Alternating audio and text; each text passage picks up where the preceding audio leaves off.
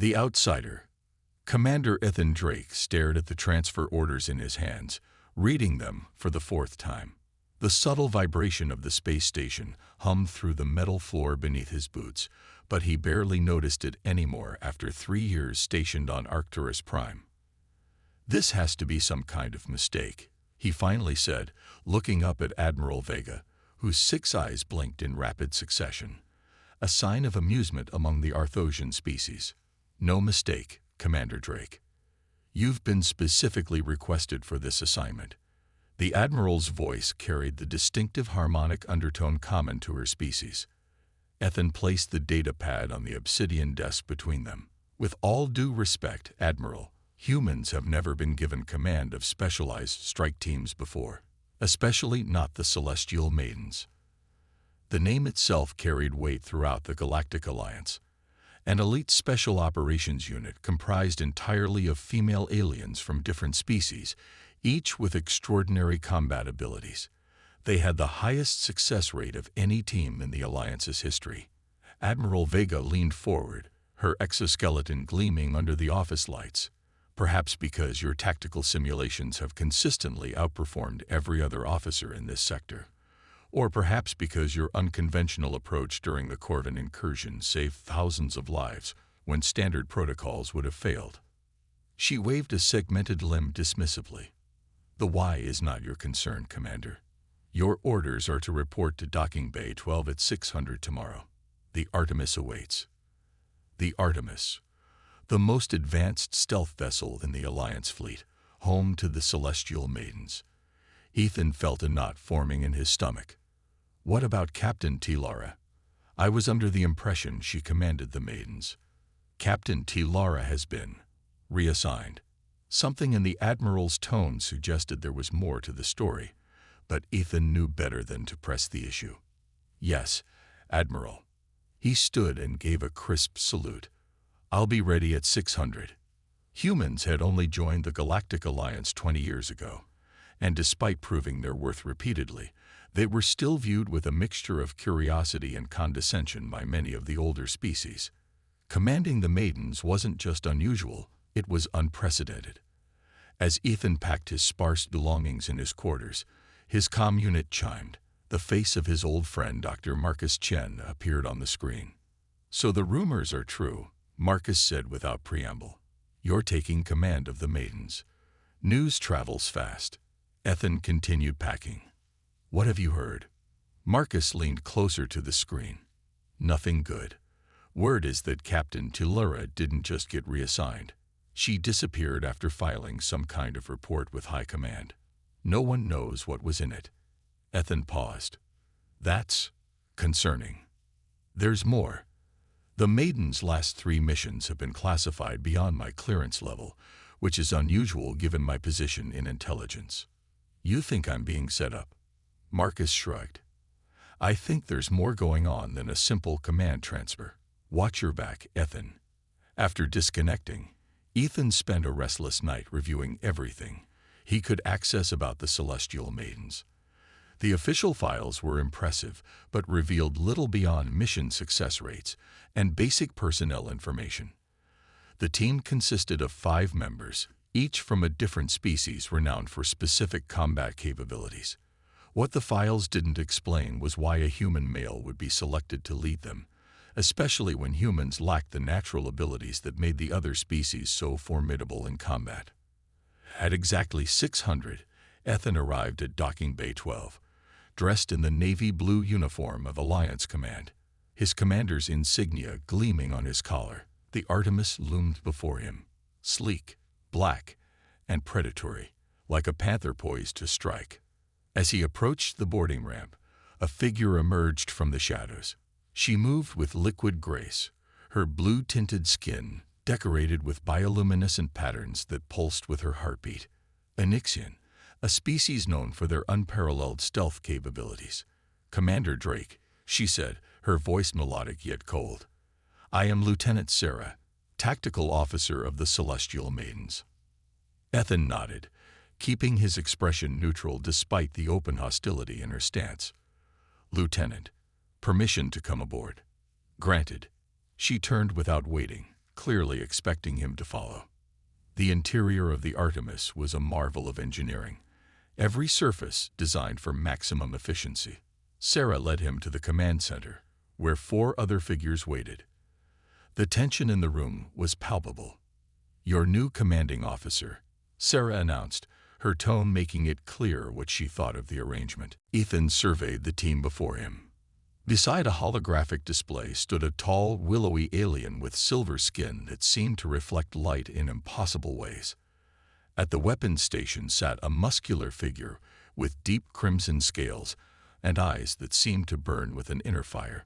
Near the navigation console, a being with translucent skin through which complex biological systems could be seen worked silently, and leaning against the far wall, arms crossed, was a humanoid figure with golden skin and piercing violet eyes that seemed to look through him rather than at him.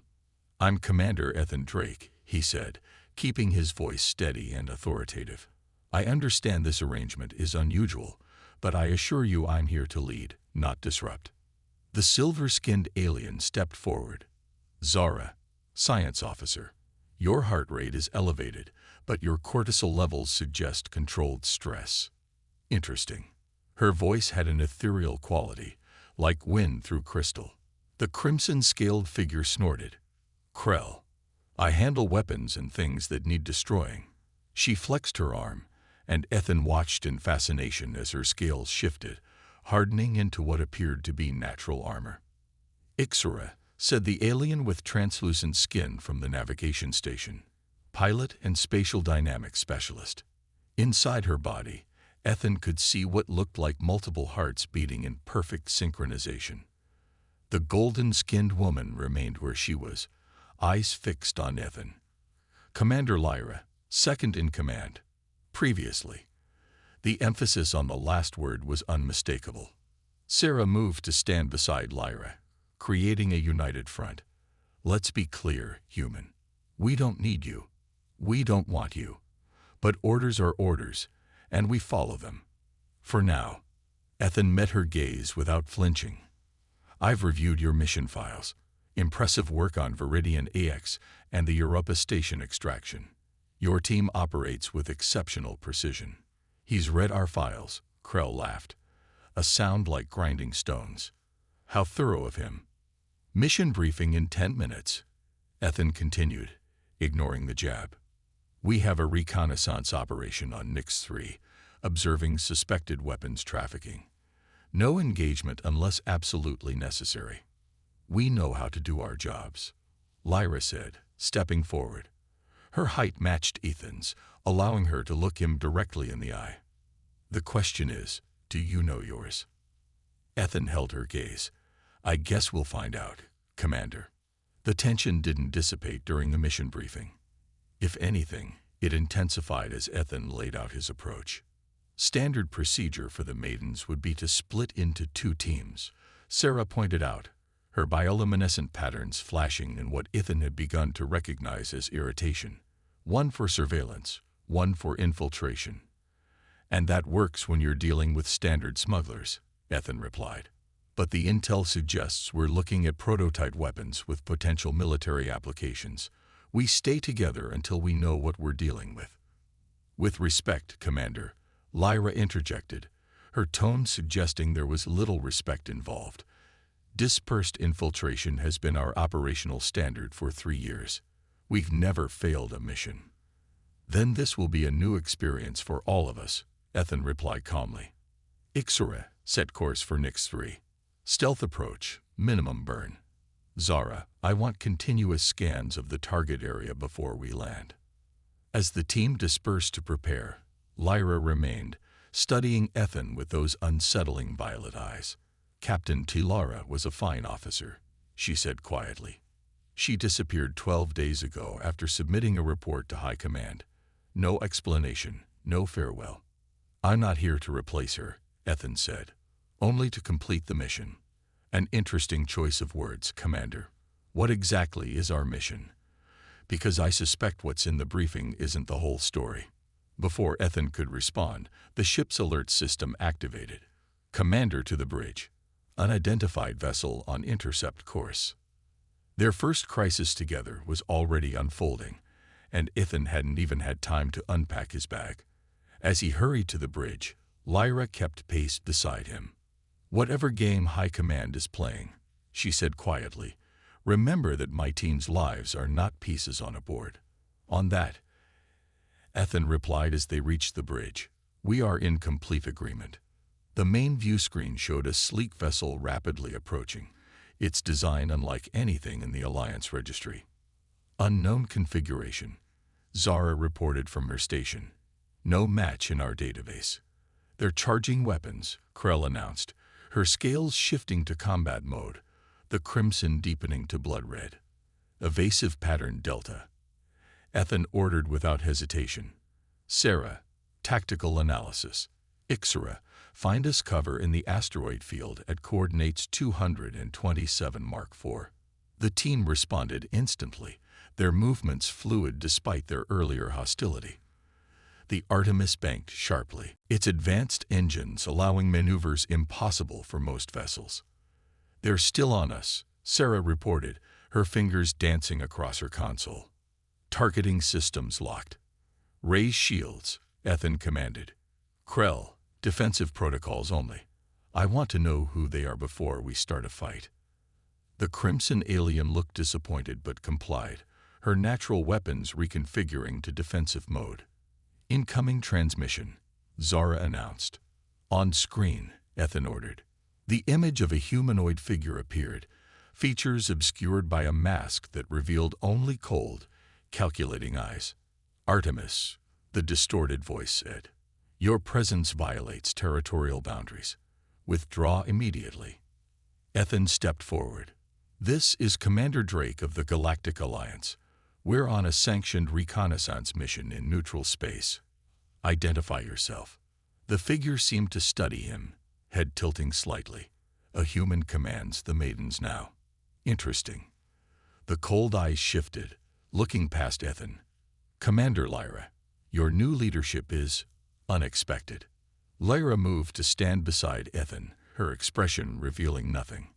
"As is your presence in this sector. What happened to Captain Lyra?" The figure's laugh was like ice cracking. "Perhaps you should ask your new commander. After all, he was specifically chosen for this assignment." The transmission cut abruptly. The unknown vessel powered down its weapons and veered away, accelerating to FTL speed before they could respond. Silence fell over the bridge. 5 pairs of alien eyes turned to Ethan, suspicion hardening into something more dangerous. "Is there something you forgot to mention in the briefing, Commander?" Lyra asked, her voice dangerously soft. Ethan's mind raced. The stranger had clearly known about his assignment, and implied he knew something about Captain Lyra's disappearance. Either this was an elaborate setup, or he was missing crucial information. "I told you everything I know," he said firmly. "But it seems we've stumbled into something bigger than a weapons smuggling operation. Or you've led us into it deliberately," Sarah suggested, her bioluminescent patterns flashing with accusation. "If I wanted to harm this team, I wouldn't need an elaborate ruse to do it," Ethan countered.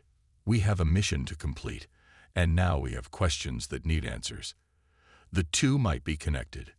And if they are," Krell demanded, her scales fully shifted into combat mode now. Ethan looked at each member of the team in turn, ending with Lyra. "Then we find the truth together. Someone knows why I was assigned to this team, and they know what happened to Captain Lyra. I intend to find out both." Lyra studied him for a long moment, then gave a slight nod. "Proceed to Nix 3. But understand this, Commander Drake. If we discover you've deceived us, there won't be enough left of you to send home in a standard-issue body bag." As the Artemis resumed course, Ethan couldn't shake the feeling that he'd been thrust into a game whose rules and players remained hidden. Whatever was waiting for them on Nix 3, he suspected it was merely the first move in a much larger and more dangerous contest. And for now, he wasn't sure if he was a player or just another piece on the board. Trial by fire. The Artemis sliced through space toward Nix 3, its stealth systems rendering it virtually undetectable.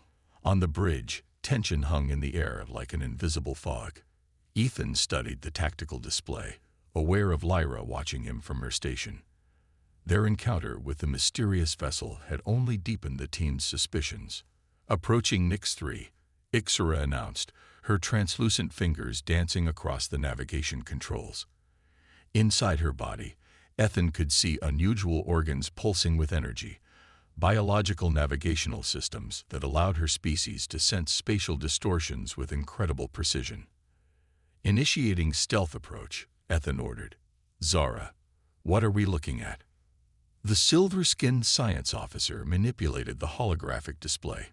The facility is located in a canyon on the southern continent. Minimal security visible from orbit, but energy readings suggest more than meets the eye. Trap? Krell asked bluntly, her crimson scales rippling with anticipation. Possibly, Ethan acknowledged. Or they're confident no one knows they're there. Either way, we proceed with caution. Sarah, I need your stealth expertise for close reconnaissance once we're planetside. The Nixian's bioluminescent patterns flickered in what might have been surprise at being singled out. I work alone. Not today, Ethan replied firmly. Today you work with Lyra. Her psionic abilities complement your stealth capabilities. Lyra raised an eyebrow. Interesting that you know about my abilities, Commander. They're not in the official files. Ethan met her gaze steadily. I do my homework, Commander, just as I'm sure you've done yours on me. A ghost of a smile touched Lyra's lips. Fair enough. The descent to Nix 3 was smooth, the Artemis' advanced technology allowing them to land 3 kilometers from the target in a narrow ravine, deep enough to conceal the ship. Atmospheric analysis complete, Zora reported. Breathable for all team members, though slightly higher concentration of noble gases than human optimal levels. Ethan nodded, checking his tactical gear. The environment wouldn't be comfortable for him, but it was manageable. Ixora, maintain ship systems at minimal power. Be ready for immediate extraction if necessary. The pilot nodded, her multiple hearts visibly accelerating as she prepared for potential emergency maneuvers. Comms check, Ethan said as they disembarked, feeling the planet's heavier gravity immediately. One by one, the team confirmed their communications were operational. Despite their earlier hostility, there was no denying their professionalism. Whatever they thought of him personally, they were soldiers first. Sarah, take point but remain visible to the team, Ethan ordered. Standard reconnaissance formation, 5-meter spread. They moved silently through the alien landscape, a terrain of dark purple vegetation and rust-colored rocks. Ethan kept pace easily, noting with satisfaction that his human endurance matched the specialized capabilities of his alien teammates in this environment. As they approached the ridge overlooking the facility, Sarah suddenly raised a hand, signaling them to stop. She crouched lower, her body beginning to blend with the surroundings as her natural camouflage activated. Ethan and the others took cover. He moved carefully forward until he was beside Sarah. What do you see? He whispered. Movement, not what we expected. Her voice was barely audible. Military-grade security systems, advanced pattern recognition algorithms. Ethan frowned, activating the enhanced spectrum filters on his tactical visor. The facility below was much larger than the briefing had indicated, with multiple levels extending underground. Guards patrolled in precise patterns, their equipment far beyond standard mercenary gear. That's not a smuggling operation, Lyra said quietly, having moved up beside them. That's a military black site. Alliance? Ethan asked, though he already suspected the answer. No, Sarah replied, her bioluminescent patterns darkening with concern. The guard rotation patterns match hegemony protocols. The hegemony, a militaristic coalition of species that opposed the Galactic Alliance's cooperative ideology. If they were building a facility this close to Alliance space, it could only mean one thing: preparation for war. Change of plans, Ethan said into his comm. Krell, Zara, hold position here. Lyra, Sarah, with me. We need to get closer, identify what they're developing. This exceeds our mission parameters, Zora pointed out, her silver skin reflecting the alien sunlight. Reconnaissance only. No engagement. Parameters change when the situation warrants, Ethan replied. If the hegemony is developing weapons here, Alliance Command needs to know details, not just confirmation. Lyra studied him for a moment, then nodded. He's right. We need more information. 3 minutes, Ethan told the others. If we're not back, return to the ship and prepare for emergency extraction. With that, he, Lyra, and Sarah began their careful approach. Sarah's natural camouflage extended partially to her companions as they moved, a Nixian ability that few outside her species knew about. They reached the facility's perimeter undetected, taking cover behind a storage unit. From this vantage point, they could see a loading bay where workers were transferring cylindrical containers into the facility. Can you sense what's inside? Ethan asked Lyra. She closed her violet eyes, concentrating. Biological components, genetically modified organisms, but shielded somehow. I can't get a clear read. Bioweapons, Sarah whispered, her patterns pulsing with alarm. A guard turned suddenly in their direction, raising his weapon. Before Ethan could react, Lyra touched his temple. Don't move, her voice echoed in his mind. I've masked our presence psionically, but it's temporary. The guard paused, scanning the area where they hid, then resumed his patrol. We need to access their system, Ethan whispered once the guard had moved away. Sarah, can you reach that terminal? The Nixian assessed the distance to a computer terminal near the loading bay entrance. Yes, but I'll need 30 seconds uninterrupted. You'll have it, Ethan promised. He tapped his comm. Krell, we need a distraction. Non-lethal, eastern perimeter, 30 seconds. Finally came the enthusiastic reply. Exactly 30 seconds later, a series of small explosions erupted on the facility's eastern side, harmless but loud and bright. Guards rushed toward the commotion, leaving their position temporarily undefended. Now, Ethan ordered. Sarah darted forward, her form blurring as she reached the terminal. Her fingers moved with incredible speed across the interface, downloading data. Patrol returning, Lyra warned, her eyes tracking movement inside the facility. Sarah, Ethan called quietly. 5 more seconds, she replied, still downloading. The patrol was almost upon them when Sarah disconnected and rejoined them. They retreated swiftly, using the continuing commotion from Krell's distraction as cover. They had almost reached the ridge when an alarm blared from the facility. Perimeter breach detected. Security lockdown initiated. Run, Ethan ordered, abandoning stealth for speed. They sprinted toward the extraction point, Ethan keeping pace with his alien teammates despite the heavier gravity. Behind them, security forces poured from the facility, scanning the terrain with advanced detection equipment. They're tracking us, Lyra reported, her breathing barely affected by their pace. Some kind of quantum resonance scanner. Krell, Zara, fall back to the ship, Ethan commanded through his comm. Ixura, prepare for emergency launch. As they reached a narrow pass between towering rock formations, Ethan made a split-second decision. Sarah, Lyra, continue to the ship. I'll divert their attention. That's suicide, Sarah objected, her patterns flashing with surprise.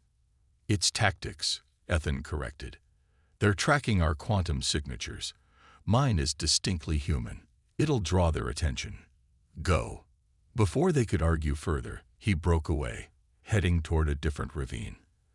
As predicted, the pursuit split, with the majority following his more distinct signature. Ethan pushed himself harder, using the terrain to his advantage. His training on Earth's various environments was proving useful. Gravity similar to Nix-3's existed in certain regions back home, where specialized military units trained. He ducked into a narrow crevice as guards rushed past, their scanning equipment confused by the mineral composition of the surrounding rocks. Once they had moved beyond his position, he began making his way back toward the Artemis using a circuitous route. A sudden movement to his left was his only warning before something struck him hard, sending him sprawling. He rolled to his feet, facing his attacker, a hegemony soldier in advanced combat armor. "Human," the soldier growled, the translator rendering his words with a mechanical edge. "You're far from your territory." Ethan assessed his options. The soldier's armor would give him significant advantages in strength and protection. Direct confrontation would be unwise. "I got separated from my survey team," Ethan lied smoothly. "I'm just trying to find my way back." The soldier laughed, the sound distorted by his helmet. "Survey teams don't carry military-grade tactical visors or Alliance comm units." He raised his weapon. "The Arbiter will want to question you personally." Ethan tensed, preparing to attempt evasion, when the soldier suddenly stiffened, then collapsed. Behind him stood Krell, her scaled arm formed into a lethal blade. "You're welcome," she said gruffly, her scales returning to their normal configuration. "I thought I ordered you back to the ship," Ethan replied, though there was no real reprimand in his tone. Krell shrugged, her crimson scales catching the alien sunlight. "Lyra countermanded your order, said something about not leaving the new commander to die on his first mission." She grinned, revealing rows of sharp teeth. "Bad for morale, apparently." More shouts echoed from nearby. The rest of the patrol had realized something was wrong. "We need to move," Ethan said, retrieving the fallen soldier's weapon. "They'll be here any second." "Too late," Krell replied, pointing to the ridge above them, where multiple soldiers had appeared, weapons trained on their position. "Surrender or die," the lead soldier commanded. Ethan glanced at Krell, a silent communication passing between them. Then both dropped to the ground as a concentrated energy blast tore through the air above them, striking the soldiers on the ridge. The Artemis rose majestically from behind the nearby rock formation, weapons systems fully engaged. "Need a ride?" Lyra's voice came through Ethan's comm, a hint of amusement evident. The ship descended enough for the boarding ramp to deploy. Ethan and Krell sprinted aboard as security forces converged on their position, energy weapons firing uselessly against the Artemis's advanced shields. "Get us out of here, Ixora," Ethan ordered as they reached the bridge. The pilot's translucent hands moved across the controls with incredible speed. The Artemis shot upward, breaking atmosphere in seconds, then jumped to FTL before the hegemony forces could launch pursuit craft. In the momentary calm that followed, Ethan looked around at his team. "Everyone all right?" Nods and affirmatives answered him. For the first time since his arrival, there was something other than hostility in their expressions, not quite acceptance, but perhaps the beginning of respect. "Commander," Sarah approached, holding out a data device. "The information I downloaded. You should see this." Ethan inserted the device into the main console. Holographic displays sprang to life around them, showing molecular structures, test results, and project timelines. "By the void," Zara whispered, her silver skin paling as she examined the data. "They're developing a pathogen specifically designed to target neural patterns, species-specific bioweapons." "Which species?" Ethan asked, though a growing sense of dread told him he already knew the answer. Zara looked up, her eyes meeting his. "Humans. The primary target is humans." The implications were staggering. Humanity, as the newest member of the Alliance, was also its most vulnerable. If the hegemony deployed a bioweapon that could selectively target humans, it would effectively remove Earth from the equation in any coming conflict. "There's more," Sarah said, her bioluminescent patterns pulsing with urgency. "Project oversight. Look at the authorization codes." Ethan examined the section she indicated, then felt a cold weight settle in his stomach. "These are Alliance military codes. High-level clearance. Someone in Alliance Command is working with the hegemony," Lyra concluded, her violet eyes narrowing. "Which means our mission was never about weapons smuggling," Ethan finished. "Someone wanted us to find this facility. The question is, who and why?" The team fell silent, the implications settling over them. They had uncovered not just an enemy operation, but potentially a traitor in their own ranks. "We can't report this through normal channels," Ethan said after a moment. "Not until we know who we can trust." "Are you suggesting we go rogue, Commander?" Lyra asked, though her tone suggested she already knew the answer. Ethan looked at each member of his team, searching for any hesitation. He found none. "I'm suggesting we complete our true mission, finding out what happened to Captain Tilara, who's betraying the Alliance and stopping whatever they have planned." Krell grinned, her scales rippling with anticipation. "Now you're talking like a maiden, Commander." Sarah stepped forward, her bioluminescent patterns steady now. "If we do this, we're all targets, the hegemony and whoever's working with them in the Alliance." "I know," Ethan acknowledged. "I won't order any of you to follow me. This has to be your choice." Lyra exchanged glances with the others, then turned to Ethan. Captain Tilara was more than our commander. She was family. If she discovered this conspiracy and was silenced for it, then we owe it to her to finish what she started. She straightened, assuming a formal stance. "The Celestial Maidens stand with you, Commander Drake."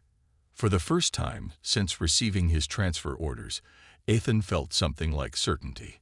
Whatever game was being played, whatever forces were aligned against them, he was no longer facing them alone. "Ixura," he said, turning to the pilot. "Set course for the Alaris Nebula. It's remote, off standard patrol routes. We'll regroup there and plan our next move." As the Artemis disappeared into the depths of space, Ethan knew they had crossed a line. They were no longer just a special operations team. They were now hunted by both sides of a shadow war, and somewhere in the darkness ahead lay answers about why he had been chosen to lead this extraordinary team, and what role they were all meant to play in the coming storm. Lyra moved to stand beside him at the viewport, watching the stars streak by as they accelerated to FTL speed. "You risk your life to draw them away from us," she said quietly. "A surprising choice for someone who might be a plant." Ethan turned to her. "Is that still what you think I am?" She studied him for a long moment, her violet eyes searching his. "I think you're as much a pawn in this game as we are. The question is, whose pawn?" "I don't intend to remain anyone's pawn for long," Ethan replied. The ghost of a smile touched Lyra's lips again. "On that, Commander Drake, we are in complete agreement." As the Artemis raced toward the sanctuary of the nebula, Ethan couldn't shake the feeling that they were heading not away from danger, but directly into its heart. But for the first time since taking command, he didn't feel like an outsider. Whatever lay ahead, they would face it together, human and alien united against a common threat. The trial by fire had forged the beginning of something unexpected. Trust. Hidden agenda. The Alaris Nebula stretched before them like a vast cosmic tapestry, swirling clouds of ionized gas, illuminated from within by newborn stars. The Artemis drifted silently in its embrace, temporarily safe from prying eyes and tracking systems. In the ship's conference room, Ethan stood before a holographic display showing the data they'd stolen from the hegemony facility. 3 days had passed since their narrow escape, 3 days of analysis and planning. The bioweapon targets a specific neurological pattern unique to humans, Zora explained, her silver fingers manipulating the 3-dimensional molecular structure floating between them.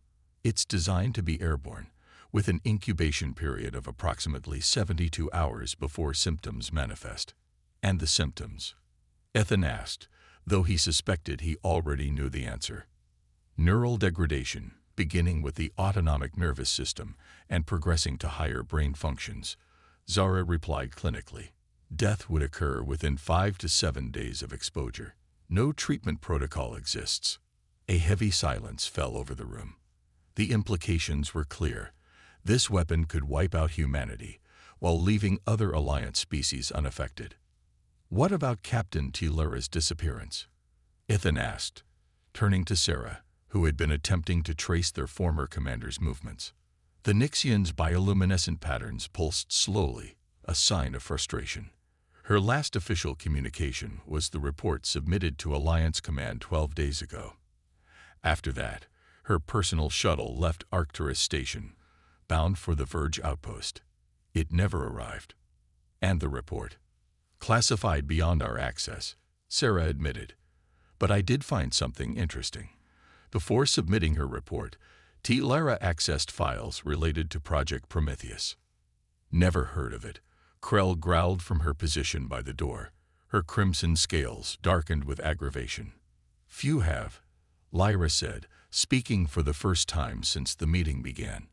All eyes turned to her. It was a classified human research initiative from before Earth joined the Alliance.